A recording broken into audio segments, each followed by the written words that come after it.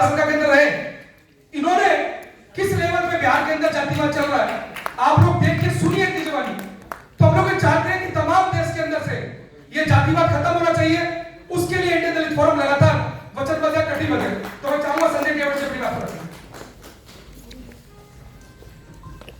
कुछ कहने से पहले इस देश में समय समय पर जन्मे संतों गुरुओं को नमन करते हुए भारत के संविधान निर्माता, हम दलित अति पिछड़े बेजुबानों के भाग्य विधाता परम पूज्य डॉक्टर बाबा साहब अम्बेडकर के चरणों में 2 पुष्प अर्पित करते हुए आज बाबा साहब के संविधान के द्वारा भारत का संवैधानिक क्लब में जो आज राष्ट्रीय दलित फोरम का उद्घाटन हुआ, उस उद्घाटन दलित फोरम के राष्ट्रीय अध्यक्ष सम्माननीय श्री संजीव पूर्व न्यायमूर्ति साहब, इस फोरम के राष्ट्रीय महामंत्री, राष्ट्रीय महासचिव सम्माननीय जयकुश लाखन जी एवं लगातार कई वर्षों से राष्ट्रीय झाड़ू मंच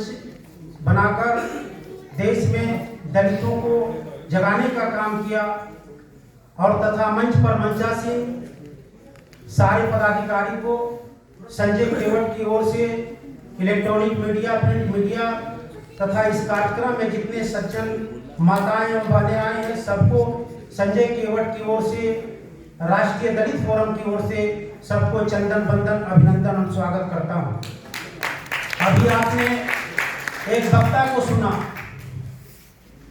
जहां से गुजरात के इन्होंने अभी अपनी कहानी प्रिंसिपल होकर बताया।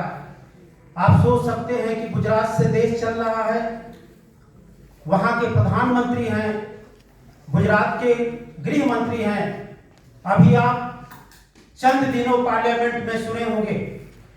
मैं आपसे निवेदन करना चाहता हूं कि बहुत ही सही टाइम पर भारत का संवैधानिक क्लब है, ये बाबा साहब डॉक्टर अंबेडकर का दिया हुआ क्लब है, लेकिन इस देश में जब बेजुबान लोग थे, जब लोग पढ़े लिखे लोग नहीं थे, उस समय परम पूज्य डॉक्टर बाबा साहब अंबेडकर ने हमें बेजुबानों को जुबान भारत का संविधान दिया।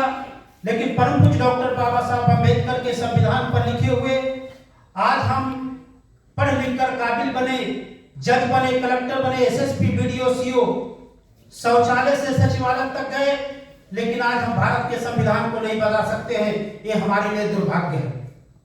आज देश में अभी पार्लियामेंट में आपने सुना होगा, आपको खुलकर बताना होगा, क्योंकि इस भारत से गिने चुने लोग आए हुए हैं।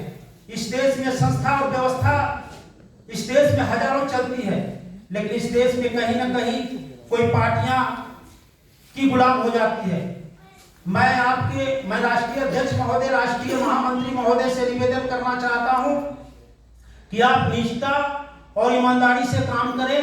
पूरे बिहार नहीं, पूरे देश के लोग आपके साथ जुड़ेंगे।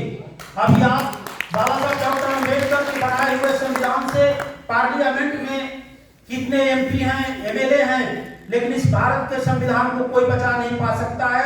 कोई भारत के संविधान के विषय में बोलने की शक्ति नहीं है।